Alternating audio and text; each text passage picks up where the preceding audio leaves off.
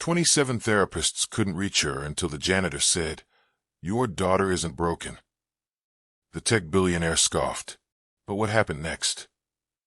The pristine corridors of Stanford Medical Center's psychiatric wing had become Maya Chen's prison.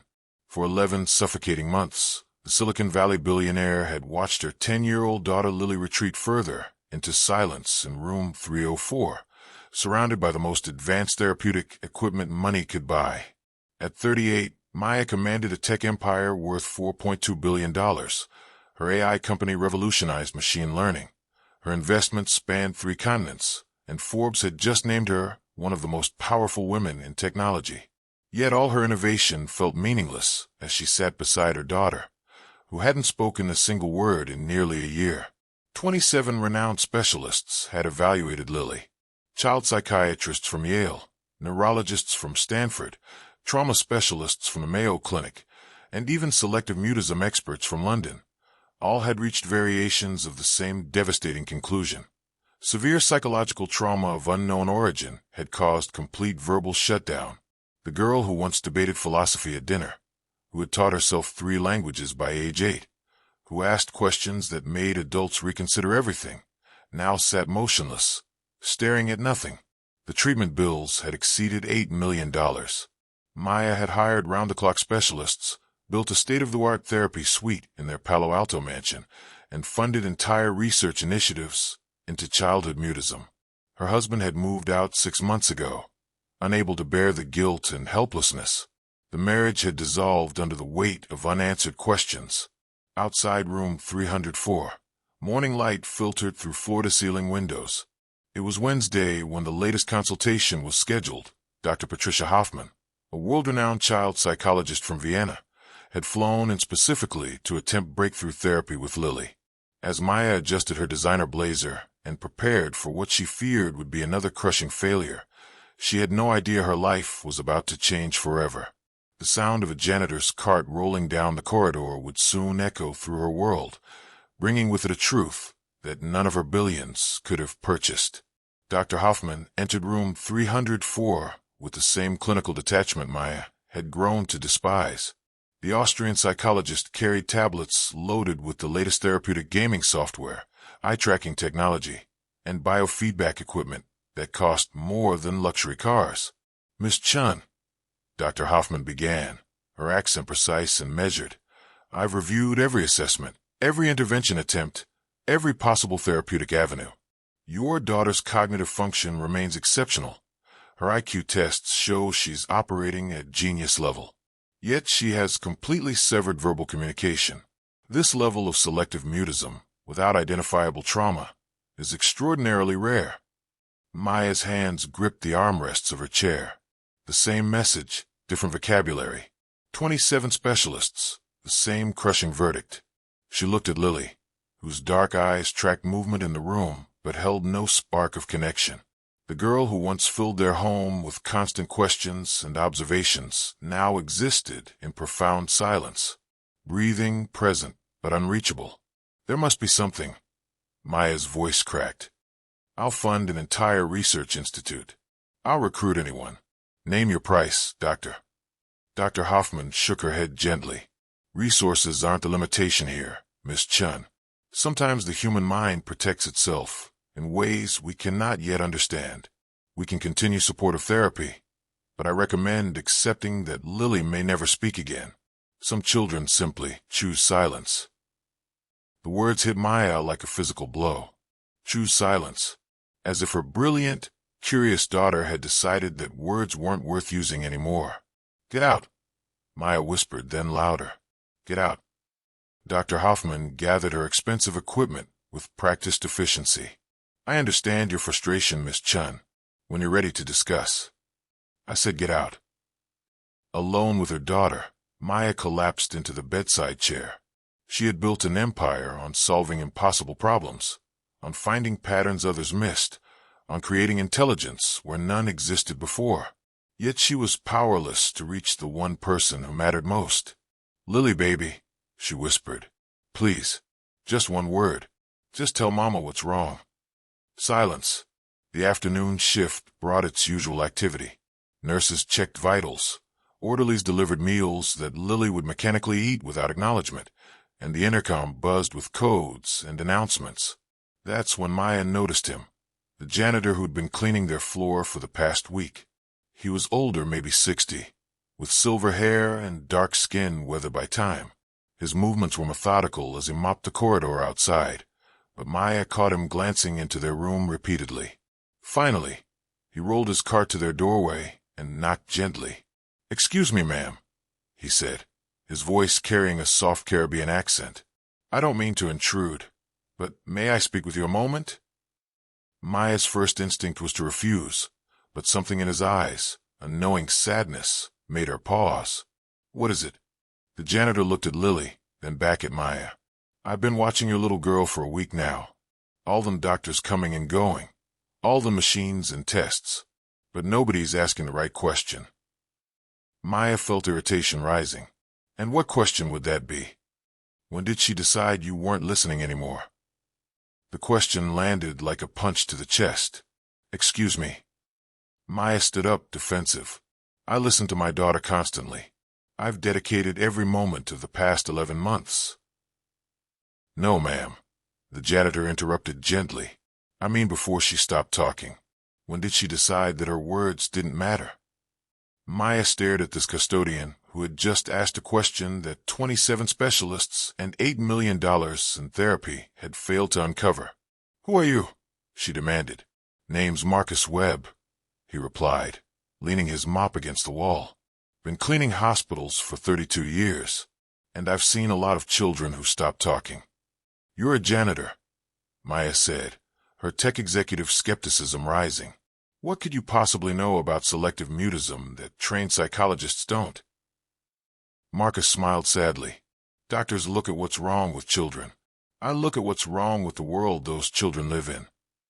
He moved closer to Lily's bedside, and Maya noticed her daughter's eyes shift toward him, the first time she'd tracked someone's movement with interest in months. "May I?" Marcus asked, gesturing to the chair beside Lily. Maya nodded, too curious to refuse. Marcus sat down slowly, his old joints creaking. He didn't try to make eye contact with Lily or coax her to respond. He simply sat there, comfortable in the silence. "Your daughter isn't broken, Miss Chun," he said finally. "She's on strike." "On strike?" "That's right. She's striking against a world that stopped valuing what she had to say." Maya felt her breath catch. "That's absurd. Lily was the center of our world. We enrolled her in gifted programs, hired the best tutors, celebrated every achievement. When was the last time she got to just be wrong?" Marcus asked quietly. The question hung in the air. "What? When was the last time your daughter got to be wrong about something without it becoming a teaching moment? When was the last time she asked a question and you didn't already have the perfect answer ready? When was the last time she said something silly and you laughed with her instead of correcting her?" Maya's mouth went dry. Memories flooded back, memories she'd buried under mountains of guilt and desperation. Lily at 8, asking if clouds had feelings. Maya explaining meteorology and the scientific impossibility of consciousness in water vapor. Lily at 9, declaring she wanted to be a professional dog walker. Maya steering the conversation toward veterinary medicine or animal behavioral science, real careers. Lily at 10, trying to explain a dream about flying. Maya, distracted by emails, saying "that's nice, honey," without looking up from her phone. "She tried to tell you," Marcus said gently, as if reading Maya's memories. But every time she opened her mouth, she got optimization instead of connection. She got correction instead of curiosity. She got your solutions instead of your attention. "I was trying to help her reach her potential," Maya said weakly. "And she was trying to just be a child," Marcus replied. "But in your world, Miss Chun, being a child wasn't efficient enough, was it?" The truth hit Maya like a tidal wave. Her daughter, the prodigy, the genius, the child who could do anything, had stopped talking because talking had become another performance, another test to pass, another opportunity to be improved rather than accepted. "How do you know all this?" Maya whispered. Marcus's eyes grew distant. "Because 30 years ago, my own daughter stopped talking too. And by the time I figured out why, she was 17 and hadn't spoken to me in 7 years. What happened? I was so proud of her intelligence that I forgot to love her mistakes. I was so excited about who she could become that I stopped seeing who she was. She went silent because silence was the only thing I couldn't optimize or improve. Does she talk now? Maya asked, desperate for hope. Marcus smiled sadly. She talks to everyone but me, because I taught her that my love had conditions, and by the time I learned different, the trust was gone. Lily made a sound, not words, but a small exhale that drew both adults' attention. Her eyes were glistening with tears. She's listening, Marcus said softly. She wants to know if you've finally figured it out. Maya approached her daughter with trembling hands. Figured what out? That you don't need her to be extraordinary, Marcus replied. You need to let her be ordinary. Maya knelt beside Lily's chair, seeing her daughter, truly seeing her, for the first time in years. Lily, baby, the words caught in her throat. How do you apologize for loving someone so intensely that you forget to let them breathe? Marcus stood quietly. Tell her about the last time you were wrong about something, the last time you failed, the last time you were just human. Maya closed her eyes, and years of carefully constructed perfection began to crumble. Lily, I failed you. The words came out broken. I was so afraid of you not reaching your potential that I turned your childhood into a productivity plan. I optimized your schedule and analyzed your development and measured your progress, but I forgot to just be your mom. Tears flowed freely now. I was so proud of how smart you were that I made intelligence the price of my attention. And somewhere along the way, you figured out that the brilliant, perfect daughter got my praise, but the silly, creative, messy, ordinary girl didn't get to exist at all. Lily's chest rose and fell faster. Her fingers twitched. Talk to her about something imperfect, Marcus suggested. Something from before you turned her into a project. Maya searched her memory, reaching past years of achievement awards and test scores to find moments of pure, unproductive joy. Do you remember, Lily, when you were 5 and you tried to teach the neighbor's cat to read? A small smile broke through Maya's tears. You made flashcards and everything. You sat in the backyard for 3 hours, showing that cat pictures of words, completely convinced it was learning. Lily's eyes flickered with recognition. I laughed with you then. Not at you, with you. Because it was ridiculous and impossible and absolutely beautiful. You weren't trying to be smart. You were just being creative and weird and completely yourself. Maya's voice grew stronger. And remember when you spent an entire week convinced that dreams were real and we just forgot them wrong? You wanted to invent dream recorders and map the dream dimension. It made no scientific sense, but I loved listening to you theorize for hours. A tear rolled down Lily's cheek. When did I stop loving your weird theories, baby?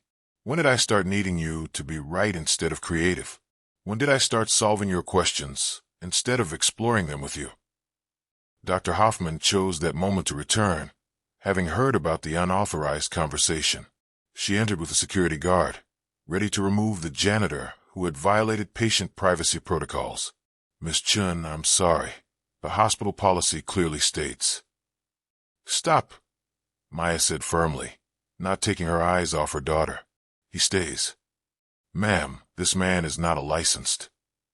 This man has done more in 20 minutes than your entire profession has done in 11 months, Maya interrupted. So unless you want me to pull my funding from this hospital's entire psychiatric wing, I suggest you leave us alone. Dr. Hoffman noticed Lily's posture had changed. She was leaning forward slightly, engaged in a way she'd never been during therapy sessions. What exactly is happening here? The doctor asked cautiously. I'm remembering how to be a mother instead of a CEO, Maya replied, and my daughter is deciding if she can trust me again. Marcus spoke up, his gentle voice cutting through the tension. Dr. Hoffman, have you ever asked Lily what she's been doing in her silence? Where her mind goes when she's not speaking? Cognitive engagement during mutism isn't typically. She's been waiting, Marcus interrupted, waiting to see if anyone would notice she didn't need fixing. She needed permission to be imperfect, Lily's hand moved, slowly, deliberately. She reached into the drawer of her bedside table and pulled out a notebook. Everyone watched as she opened it to reveal pages filled with drawings, stories, and observations written in her neat handwriting. Maya gasped, "You've been writing?" Lily nodded, the first clear acknowledgement she'd given in months. Marcus smiled. She never stopped communicating. She just stopped performing. Maya took the notebook with shaking hands. The first page made her heart stop. Things I can't say out loud because they're not smart enough. I think flowers have personalities. I wish I was less smart so Mom would relax. Sometimes I pretend I don't understand things just to see if anyone notices I'm tired. I miss when learning was fun instead of expected. I stopped talking because silence is the only thing Mom can't improve. The pages that followed were filled with creative stories, silly poems, and observations about clouds and animals and feelings. All the unproductive thoughts Lily had learned to hide. Maya looked at her daughter through tears. "This is beautiful, Lily. This is you. And I'm so sorry I made you feel like this version of you wasn't good enough." Lily's lips parted slightly. "You don't have to talk yet, baby," Maya said quickly. "I'll wait as long as you need. I'll wait forever. I just need you to know that from now on, I love the girl who thinks flowers have personalities even more than the girl who wins science competitions." The room fell silent except for the hum of hospital equipment. Then, so soft it was almost inaudible, Lily whispered, "Daisies are optimistic, but roses are tired of being everyone's favorite." The words hung in the air like a miracle. Maya burst into tears, pulling her daughter into an embrace. "Yes, baby. Yes. Tell me more. Tell me everything." Dr. Hoffman stared in professional shock. Marcus simply smiled and quietly began to leave. "Wait," Maya called after him. "Don't go. You saved my daughter." "No, ma'am," Marcus replied. "I just reminded you both that love doesn't need optimization. The rest was always there, just waiting for permission to exist." As he reached the door, Lily spoke again, her voice stronger. "Marcus?" The janitor turned back. "Does your daughter know you understand now?" Marcus's eyes filled with tears. "Not yet, little one, but maybe someday I'll find the courage to tell her." "You should," Lily said simply, "because maybe she's been waiting too." 3 months later, Maya Chin stood before the board of her AI company and did something unprecedented. She resigned as CEO. "I built this company on the belief that optimization is the answer to everything," she told the shocked boardroom. "But I was wrong. Some things, the most important things, need space to be imperfect." She retained her position as Chief Visionary Officer, working 20 hours a week instead of 80.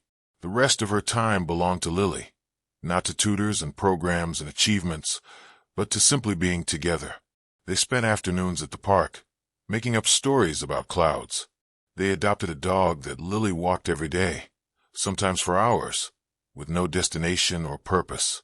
They cooked badly and laughed at their failures. They had conversations where Maya didn't have all the answers, and that was okay.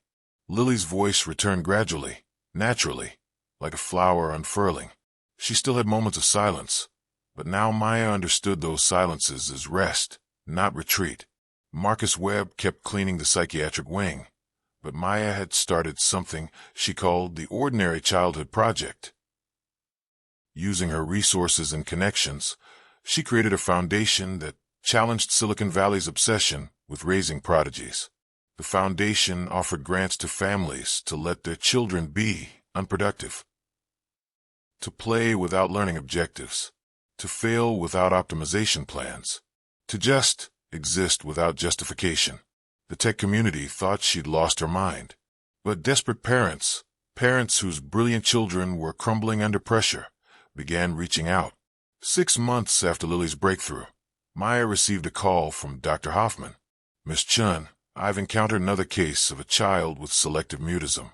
The parents are executives at a pharmaceutical company. They've spent millions on treatment, and I wondered if you might speak with them." Maya found herself sitting in the same corridor where Marcus had changed her life, facing parents who looked exactly as desperate as she had been. "Our son hasn't spoken in 8 months," the father said, his voice hollow. He's gifted, off-the-charts intelligence. But something broke, and we don't know what. Maya looked at the boy in the room, 10 years old, eyes tracking but not connecting, silent and present yet absent. Can I ask you something? Maya said gently. When was the last time your son got to be wrong about something? 2 years after that day in the hospital, Maya stood on the stage at TED with Lily beside her, a poised 12-year-old who had chosen to share their story. My name is Lily Chun, and I stopped talking for 11 months because I was tired of being smart. Lily began, her clear voice carrying to thousands in the audience. I stopped talking because every word I said became data for my parents to analyze. Every question became a teaching opportunity. Every thought became something to optimize. The audience sat in stunned silence. A janitor named Marcus Webb saved my life, not with therapy or technology or expertise, but by asking my mother a simple question. When did your daughter decide you weren't listening anymore? Maya continued. I built my career on creating artificial intelligence, but I forgot that human intelligence isn't something to program. It's something to nurture. And nurturing means accepting imperfection, celebrating mistakes, and loving the ordinary as much as the extraordinary. The Ordinary Childhood Project had exploded into a movement. Schools across the country were adopting unproductive play periods. Therapy practices were training specialists in what they called silence literacy, understanding what children's silence was communicating. But perhaps most remarkably, Marcus Webb had finally reconnected with his daughter, Jasmine, now 37, a social worker who had spent her career helping selective mutism cases. I spent 20 years angry at my father, Jasmine shared in her own TED Talk. Not because he didn't love me, but because he loved the idea of me more than the reality of me. When he finally learned to value my ordinary moments as much as my exceptional ones, I found I had things to say to him again. Marcus and Jasmine now co-directed the Foundation's Wounded Parents program, helping mothers and fathers recognize when their love had become pressure, when their dreams for their children had silenced their children's own dreams. 3 years after the breakthrough, Maya received an email that made her cry. Dear Miss Chun, you don't know me, but my daughter stopped talking last year. We tried everything, every specialist, every therapy, every intervention. Then I read your story. Yesterday, I did something I haven't done in 5 years. I played with my daughter. Not educational play, not skill building, just messy, pointless, joyful play. And when I laughed, really laughed, at her silly joke about why elephants can't jump, she looked at me like she'd just found something she'd lost. This morning, she whispered, I love you, Daddy, for the first time in 14 months. Thank you for teaching me that the most intelligent thing I could do was stop trying to make my daughter more intelligent. Maya shared the email with Lily, who was curled up on the couch reading a fantasy novel, something unproductive she'd discovered she loved. Do you ever miss being called a prodigy? Maya asked her daughter. Lily looked up thoughtfully. I miss feeling special sometimes, but I like feeling normal more. You know you're still exceptional, right? Just in different ways now. Mom, Lily said with a smile, the exceptional thing about me now is that I get to be ordinary. That's actually pretty rare. 5 years later, the movement had reached unexpected places. Silicon Valley started offering failure sabbaticals, time for children of tech executives to just be kids without pressure. Elite schools began measuring play quotient alongside academic achievement, and therapy practices worldwide had adopted the Marcus Protocol, simple questions that identified when children's silence was protest rather than pathology.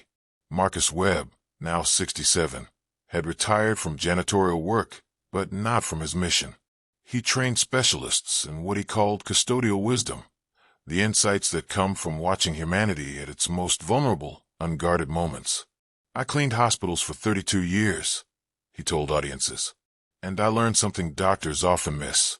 The most important healing happens in spaces between treatment, in the ordinary moments, in the silence that holds truth.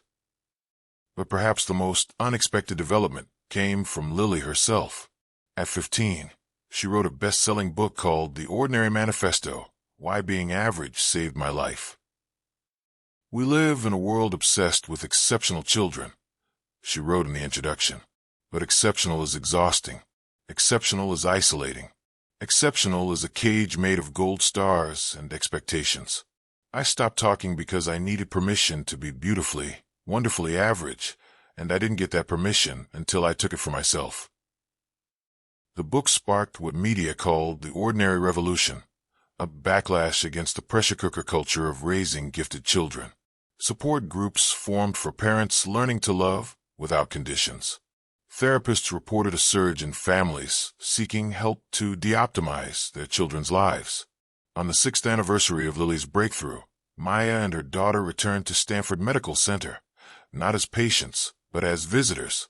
They found Marcus in the psychiatric wing, training a new generation of custodial staff. Remember, he was telling them, you see things the doctors don't. You see children when they think nobody's watching. You see families when they let their masks drop. That knowledge is precious. Use it gently. When he saw Maya and Lily, his weathered face broke into an enormous smile.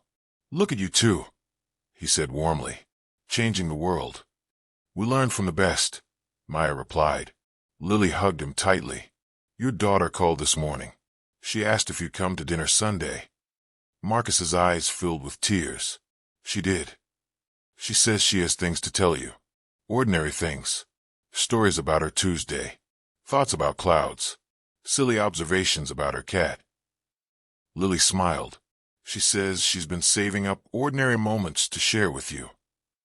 As they walked through the hospital corridors together, the janitor, the billionaire, and the girl who had chosen silence until the world learned to listen differently, they passed room after room of children facing their own battles. How many do you think are hiding instead of sick? Lily asked quietly. Marcus glanced into the rooms. More than anyone realizes.